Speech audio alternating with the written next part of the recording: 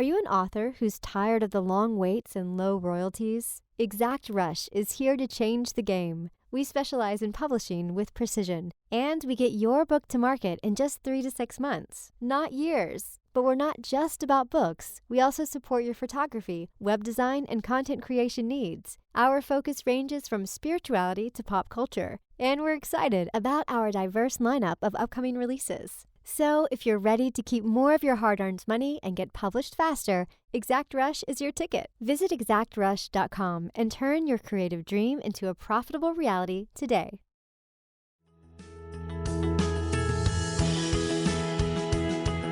Tap into your most original thinking, organize your ideas, and create the opportunities to launch your creative work.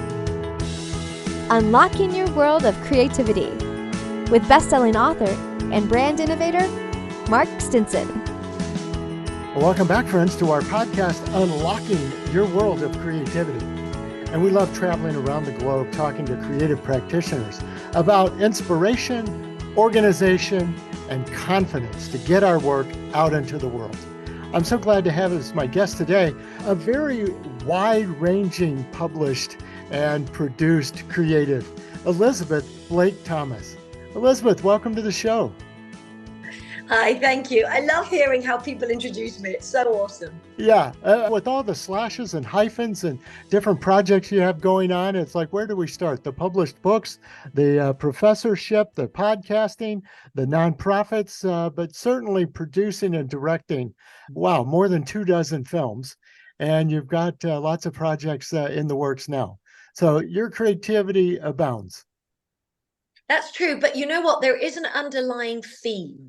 And the underlying theme for all of these things is that I try to transform one person's life each day.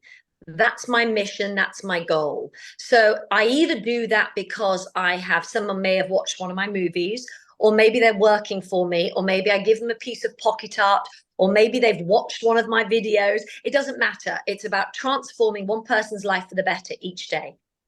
And you really also in coaching and, like you said, encouraging and teaching other creative people. You've developed a practice and a set of tools called Medicine with Words, which I love the connotation and the visualization of using words in a medicinal fashion. Tell us about that a little bit. Because they are. And that's the thing that I think I recognized so crucially as a mother. Actually, everything I said to my child was going to affect her, was going to bring back a memory in the future or whatever it was. And I realized that the power of our words is beyond anything we could imagine. I was very severely bullied at school and at college. And I remember sentences that were said to me. I remember exactly where and when those things were said to me, and they have impacted me. And we're talking 35 years ago now. So those words have huge power. And if we start to think about those as a medicine and not look at them as a negative, but look at them as a positive, it's amazing how quickly we can start to heal others and heal ourselves. Yes. And many times we think of creative organization as just clearing our desk and getting our ideas in place. But you also focus on the clutter in the brain. I think about decluttering sometimes. We've got, and you mentioned some of our past traumas and some of our sort of defeatist attitudes. And certainly with we creatives, our egos are very sensitive to outside judgment and outside pressures. How do you help focus and help us live more intentionally with decluttering all this stuff in our brains? Yeah, you're absolutely right. We are just basically that onion that has grown with layers and layers, and it's about peeling that back.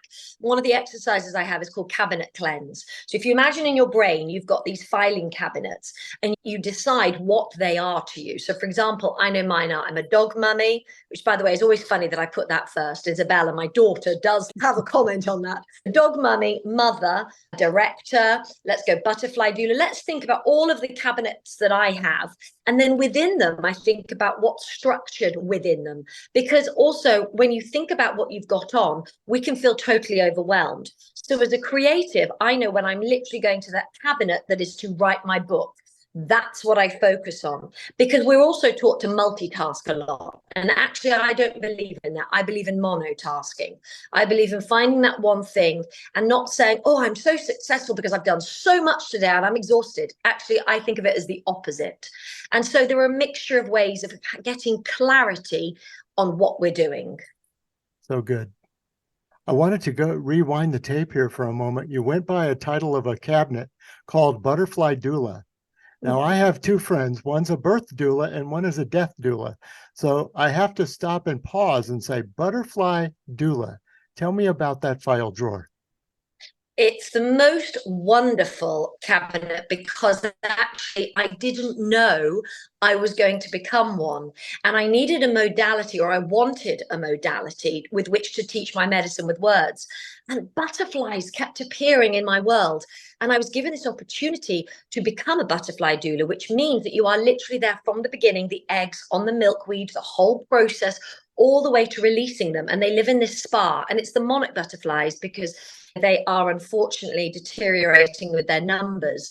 And so I felt a huge privilege that I got to have this process, but connecting it to us as creatives, as humans, a metamorphosis, every stage. How does that connect to us? What does that look like? Was life-changing for me. Mm-hmm. And not only as individuals, perhaps, but I see now projects as butterflies. We incubate on these ideas for a while, and then finally this burst, this transformation, we have to bust out of the chrysalis and perform the work. And also, it's not just that. There is a stage, unfortunately, where sometimes in the chrysalis, a taconid fly will attack. And so that process, that egg went through and the 5 transformations to get to that stage can't actually happen. And that's an acknowledgement for us as well, to say, when is something not going to happen? When have I got to restart, reset? So every process is very interesting when you connect it to us as humans. Mm-hmm. And Elizabeth, how do you apply these? You're still very active in directing and filmmaking. In fact, perhaps you can share with us your latest project. But you're putting all of this in a book. How do you apply some of these principles in your own creative work? Yes, I call it holistic filmmaking just because then people understand, there's a different way of doing it.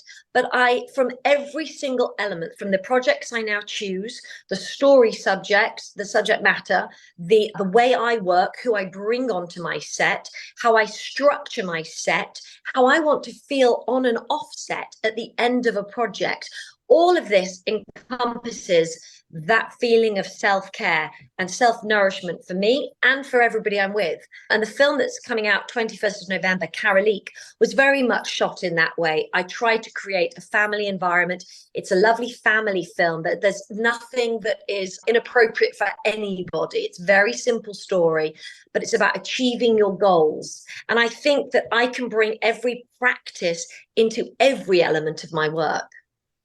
And it's literally a family project. You're working with your daughter on the film. How is that dynamic? My daughter is my best friend. Obviously, my dog is as well, but don't tell my daughter that. And she and I work incredibly well together. So she now runs Mother Daughter Entertainment, which was the production company I set for her. And we worked together when I was CEO. Now I've passed that over to her. And then Medicine with Words is what I run full time. But there's a constant collaboration where she'll come over to my side and I'll go to her side. And it's a constant communication. And what I love from her is that I get the insight from a 20-year-old, 21-year-old. I get that information. And that's just as important and makes me continually relevant, I think. Mm-hmm. Yes, we like to stay relevant and up to date. And in that regard, you also have a new book coming out, Living with Intention. Are these sort of pearls of wisdom, stories? How is the book set up? Actually, all of the above. That's because that's how my brain works. So it starts with the concept of what is living intentionally. I discuss some things that we all know, but maybe I tell them in a different way, like vision boards and my nutshell cards. And then there's a story from me connected to each of my tools, and there are 10 of them, so that the reader can understand why I created those tools. And then there are the exercises for those tools. And they're practical exercises, pen to paper style, thinking about the brain breathing, cabinet cleansing, all of those. And so it takes people on this wonderful, mindful journey. And it's something that can be repeated as well, because I know I needed something and wanted something in life that wasn't just, okay, I've done it, now what? This is a book that you could repeat. You could do every year, you could do every 6 months. And it just gets you thinking in a different way, which I think is what's important at the moment. Mm-hmm. And I think with a lot of these tools, I'd be curious as your particular approach or fingerprint on something like vision boards or nutshell cards that really try to access both sides of the creative brain. Definitely. So for me, the purpose of a vision board isn't what I was taught as a young person, which was cut out some things from magazines and stick them because I want to go to Egypt and visit the pyramids. To me, it's a total creative process, from choosing the medium I'm using. And a lot of times I love painting, and then I get my pens and I write on it. Also, what I do is I don't wait for January 1st. I put something on my Instagram the other day. I think I did my last vision board in September, and someone said, "You've literally blown my mind. I can make a vision board in September." What And is so happening? sometimes I can restart in September. Don't have to wait till January. And so living with that intention means that you're doing that every day, and it can be at any time. So my book is out 19th of December because I did feel like for most people, maybe it's a Christmas purchase or maybe they're ready in January. But you can do it anytime and be part of a reset anytime. Yes. Well, in keeping with this word intention, you've really, I guess, ring true with this idea that it's not just put some gold-plated Rolls Royces and some mansions, these dream things that we used to think of as vision boards, but really align them intentionally with your goals, with your objectives, with your projects, and how you see them ultimately finishing. It's very important, because that is, again, where I feel people almost, I've created one and now that's my life. Actually, there's a constant process, and it's a constant journey and a constant change. But the emotions are just as important as those tangible items, actually more important. The tangible items to me don't really exist, in the sense of, I don't think I've put on my board any form of an item. Maybe there are places, definitely places, but for me, it's how I want to feel, how that process takes place. That is what we are almost not taught in school and as young people. Now, it is improving. I will say mindfulness is appearing. Family mindfulness is starting to appear. But recognizing, how do I want to feel at the end of my day? How do I want to feel at the beginning of the day to get those intentional choices to lead me to that emotional feeling at the end? All of this is crucial to how we live with intention. Mm-hmm. Yes, I have picked up on some of this over the past few years in my own vision boards, where you think about goals being anything you can have, be, or do. But most people do focus on the acquisition part of the vision board. But I think these emotions, how do you want to feel? How do you want to show up for people? I loved at the outset, you talked about impacting somebody positively every day. So I think these things should be part of our creative vision, shouldn't they? And I think they help you with your creativity. I know that once I open myself up to thinking outside of the box, to thinking about other people and not just myself as well, then I wouldn't have written all these things. I wouldn't be working in the same way, aligned in the same way. And creativity comes in all these different forms. And that's the other thing. It's not about saying, I'm just a writer. Again, we're taught that. I remember when I was at school, it's like you had to pick a lane and you stay in it. By changing my life in the last 5 months, I sold everything. I sold the boat I lived on. I sold my VW bus. And do you know where it caused panic? Not with me, with everybody else, because they suddenly didn't understand. But you're the boat lady. This is who you are. And I said, the boat doesn't define me. It's just helped me get to where I am for my next stage. Literally the vehicle at that moment. Yeah, Yes, in exactly. the stage of the trip in life. So Exactly. you're also touching on something that we creative people, we need to put ourselves out there. And yes, our work, whether it be our songs, our book, our artwork, yes, will impact people, but just the interpersonal game, we still need to get out there, don't we? Yeah, it's very much about putting it out there, because one of the things people say to me, and their faces are often filled with fear, is, but how did you do it? How do you know it was good enough?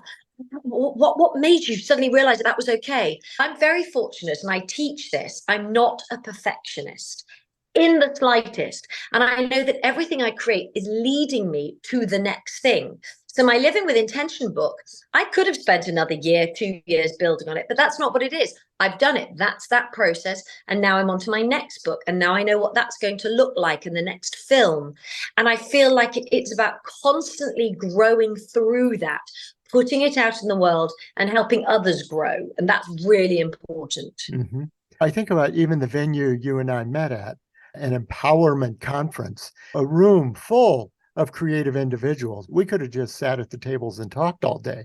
But this idea of showing up, we would have never met, or I would have never crossed paths with your work.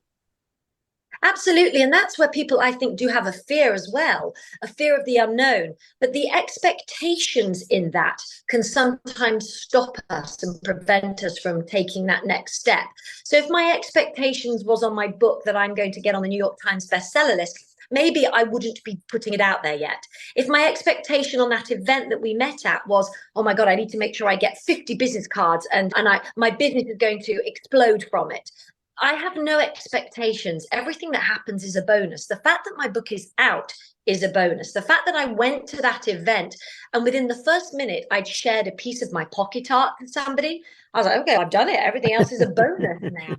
So I think if we remove the expectations on ourselves, we can enjoy and embrace life in a much healthier way. So good. Speaking of events, you have your own event coming up that you've been putting together. Tell us about that.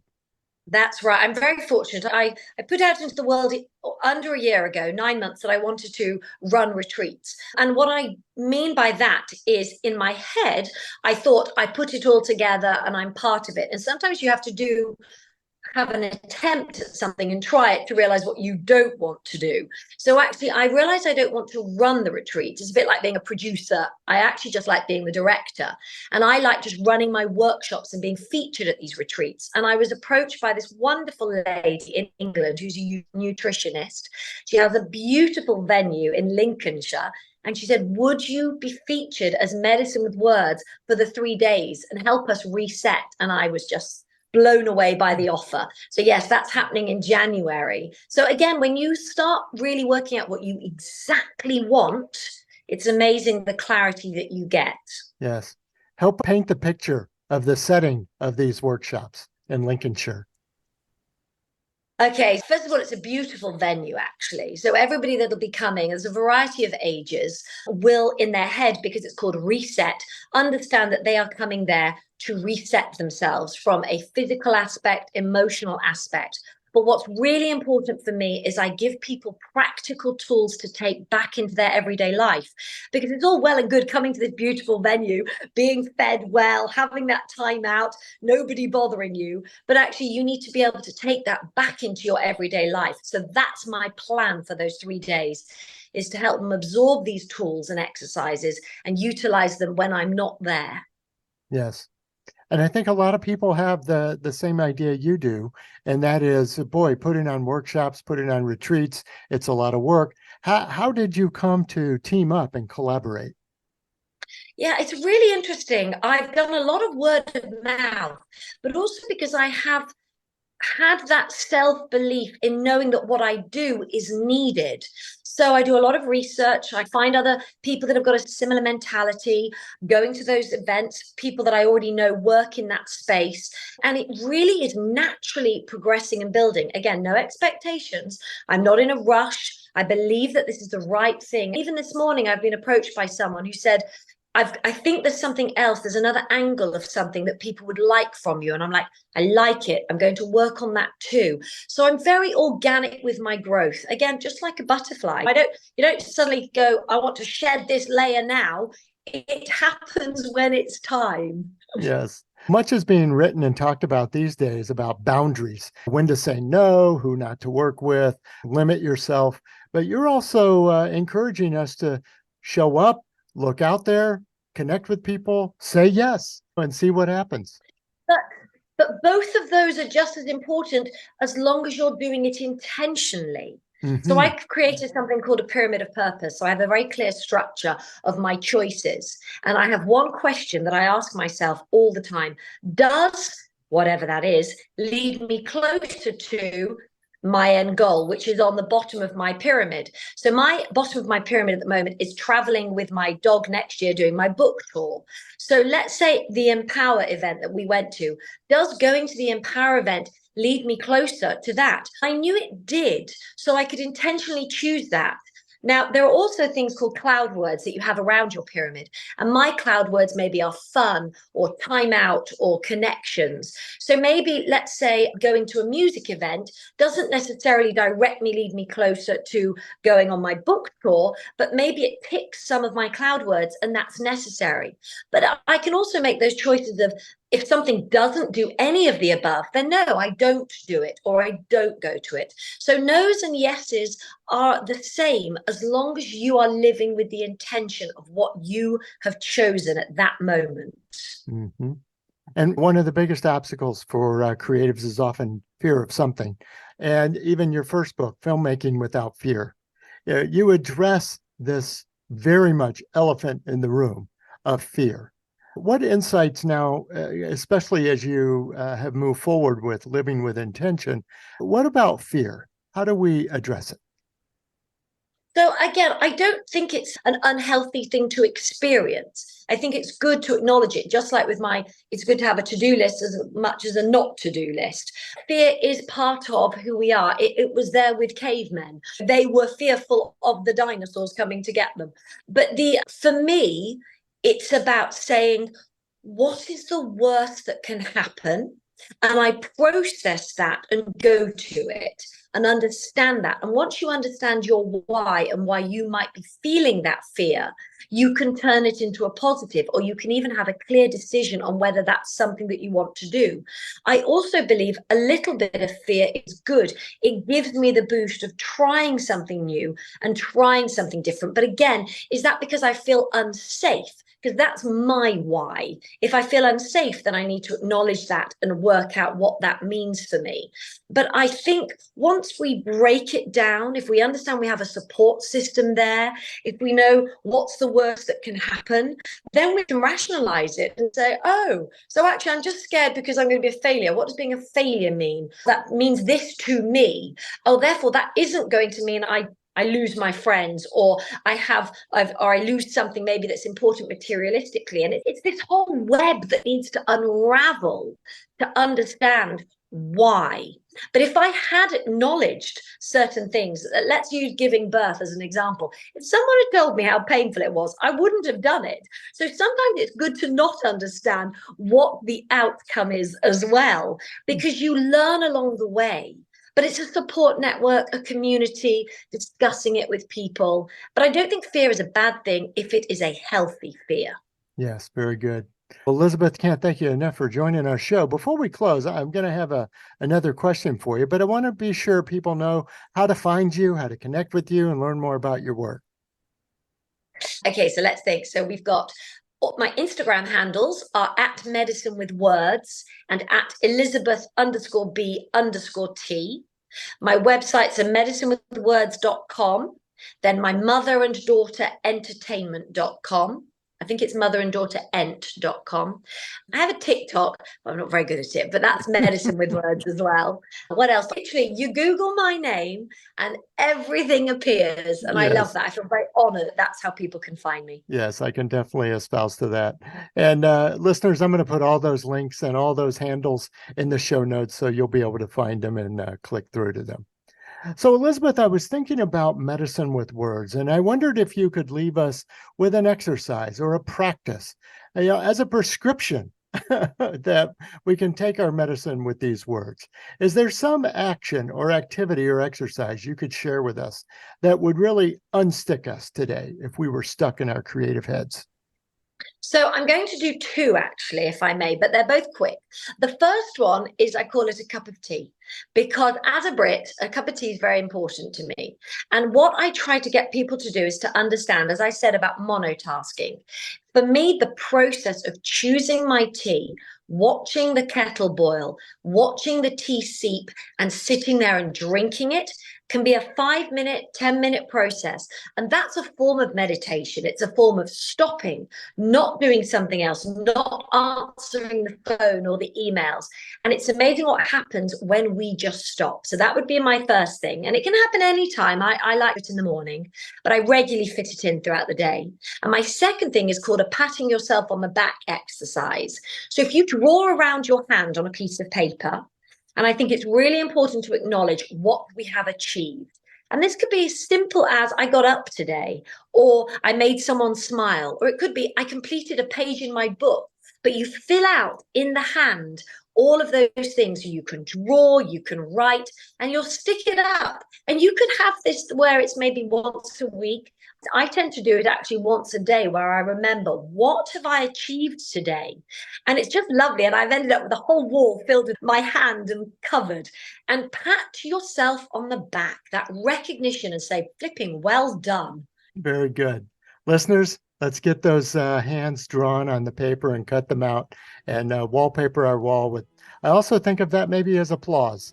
Let's put our hands together for what we've accomplished. Elizabeth, thank you so much. It's been a pleasure talking with you.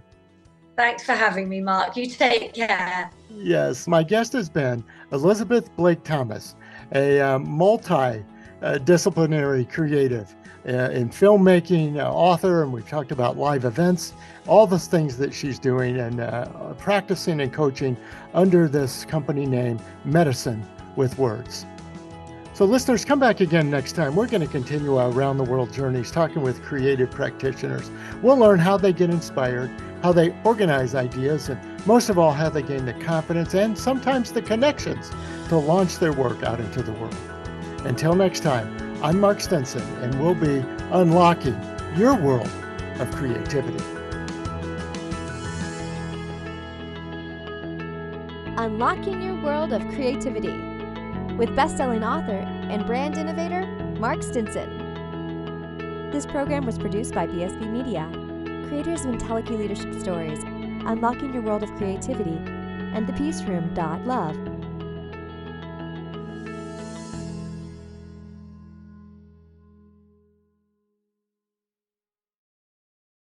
We've created a special offer just for listeners of the podcast. You can get the book, A World of Creativity, for a special price of $5.98 for paperback, and the Kindle version is only 99 cents. Go to mark-stinson.com to take advantage of this special offer.